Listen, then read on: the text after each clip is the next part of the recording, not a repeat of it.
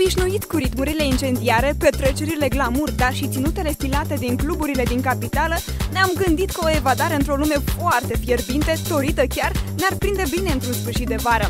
Așa că am ales să ne mișcăm un pic mai altfel, să ascultăm un pic altfel de muzică și să dăm un pic altfel flu emoțiilor. Toate asta pentru că am luat la scanat săptămâna trecută Vestita Latino Party din clubul Boost Time. Ce am văzut acolo, să lăsăm imaginile să vorbească.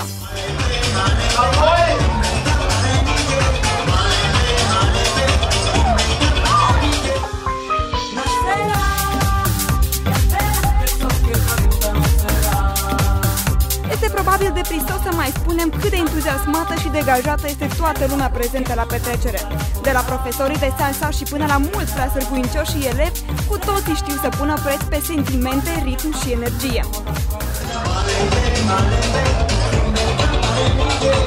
Păi, cred că este cel mai fierbinte, în general, este dansul, este ceva foarte pasional și e viața întreagă. Eu trebuie să pun suflet ca și în orice aici faci. Așa că câteodată sunt destul de tari.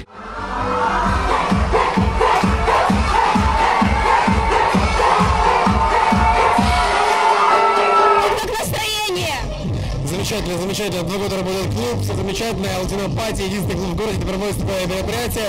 Помимо всей Европы, это единственное место, где это удивляет, поражает. И клуб, ну, не знаю, другого места такого нету, и можно приблизиться к мужскому телу, к женскому. Credeți că atunci când te înconjoară atâta pasiune, este ușor să reziști tentației? Без танцев будет неинтересно. Иногда бывают такие маленькие обломы, потому что если будут сложные кусочки, а люди будут неподготовлены, мы их быстренько меняем, а если будет наоборот, мы быстренько усложняем. То есть 50 на 50, скорее всего, импровизация и нет. С чем ты можешь ассоциировать сальсу? В 3 словах. Это... Нет, не тяжело, это... Свадьба, брачная ночь, свадебное путешествие.